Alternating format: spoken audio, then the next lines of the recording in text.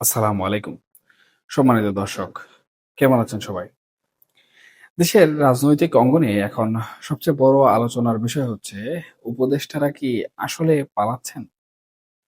নাকি তাদের পথ কোনোভাবে আটকে দেয়া হচ্ছে?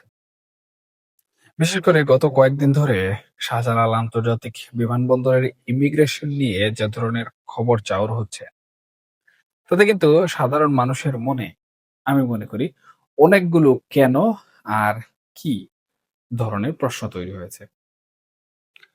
আমরা একসময় খুব জোরে সুরে শুনছিলাম ডক্টর ইউনূসের সঙ্গে পাকিস্তানের নাকি একটা বিশেষ চুক্তি হয়েছে।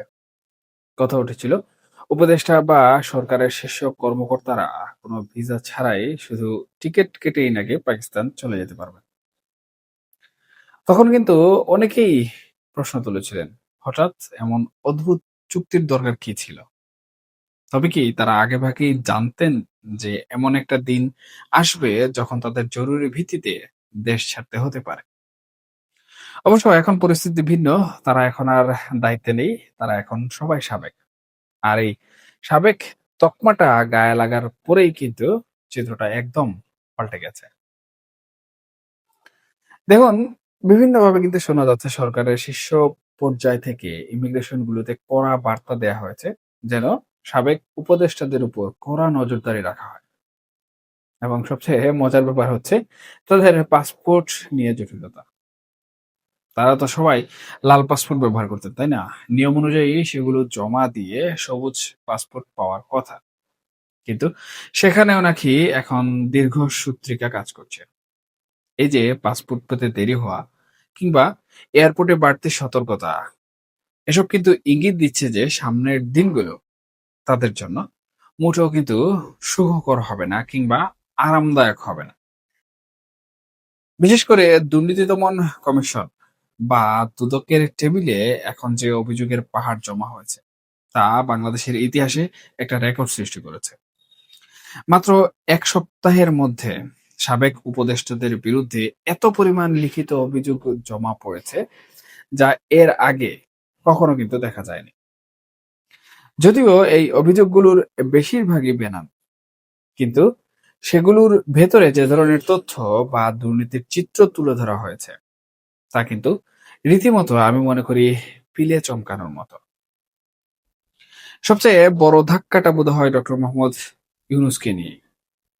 তার বিরুদ্ধে গ্রামীণ টেলিকম এবং গ্রামীণ কল্যাণের অর্থ আত্মসাৎ আর বিদেশে অর্থ পাচারের যেসব অভিযোগ আসছে, সেগুলো কিন্তু বেশ গুরুতর।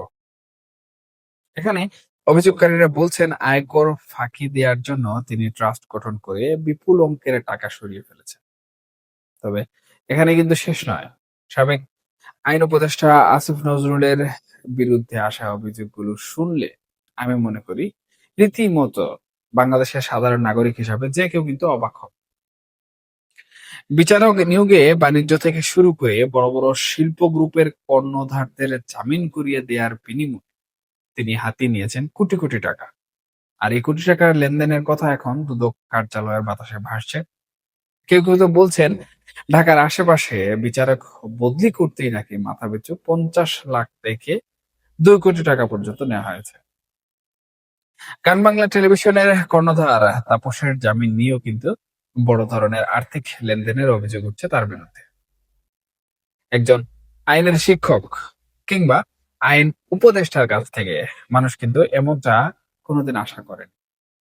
কিন্তু অভিযোগ যদি সত্য হয় তবে তা হবে অত্যন্ত দুর্ভাগ্যজনক।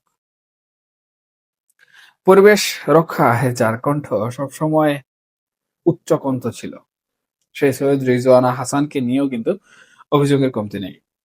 ১.৫ বছর ক্ষমতায় থেকেও তিনি একটা সাধারণ পলিথিন ব্যাগ পর্যন্ত বন্ধ করতে পারলেন না। অথচ তার বিরুদ্ধে বিভিন্ন প্রজেক্ট থেকে অর্থ আত্মসাৎ আর অন্যের জমি দখলের মতো অভিযোগ জমা পড়েছে। এমনকি তার স্বামীর আওয়ামী লীগ সংশ্লিষ্টতার বিষয়গুলোও বর্তমান সময়ে কিন্তু সামনে আসছে। অপরদিকে আমরা যদি বিদ্যুৎ ও জ্বালানি খাতের সাবেক উপদেষ্টা ফায়েজুল করিম খানের বিরুদ্ধে যে সকল অভিযোগ উঠেছে সেগুলো দেখি, সেখানে দেখা যাচ্ছে সামিট গ্রুপের মতো বড় প্রতিষ্ঠানের কাছ থেকে বিশেষ সুবিধা নেয়ার কথা।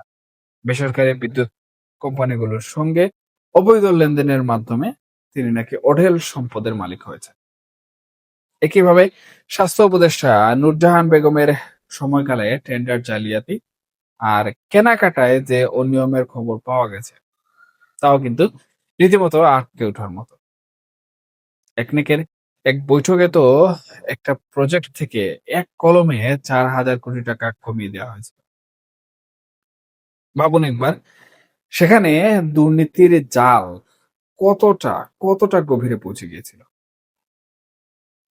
সবচেয়ে বেশি আলোচনা হচ্ছে ছাত্র উপদেষ্টা আসিফ মাহমুদকে নিয়ে। তাকে নিয়ে যেসব অভিযোগ আসছে তা কিন্তু অবিশ্বাস্য। বলা হচ্ছে তিনি নাকি 1,000 কোটি টাকার মালিক হয়ে গেছেন এবং এই টাকাগুলো তিনি বিটকয়েন কিংবা বিদেশে বাড়ি কেনার পেছনে ব্যয় করছেন।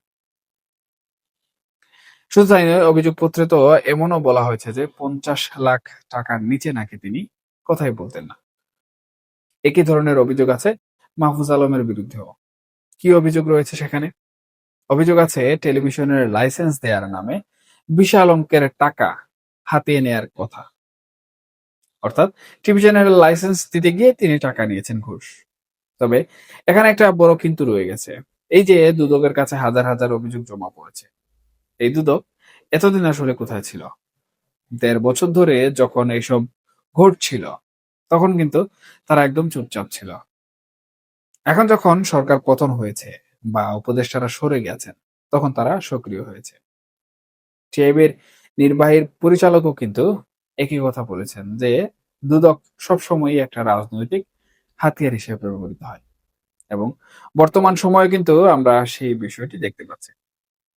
আর আরেকটা গুরুত্বপূর্ণ বিষয় হচ্ছে এই যে এই অন্তর্বর্তীকালীন সরকার গঠিত হলো, ছাত্র উপদেষ্টা আসলেন কিংবা এই যে বাংলাদেশের পট পরিবর্তন হলো, এটি হওয়ার পর কিংবা হওয়ার পূর্বে যে সরকার ছিল তার বিরুদ্ধে সব থেকে বড় অভিযোগ ছিল কিন্তু দুর্নীতির, লুটপাটের।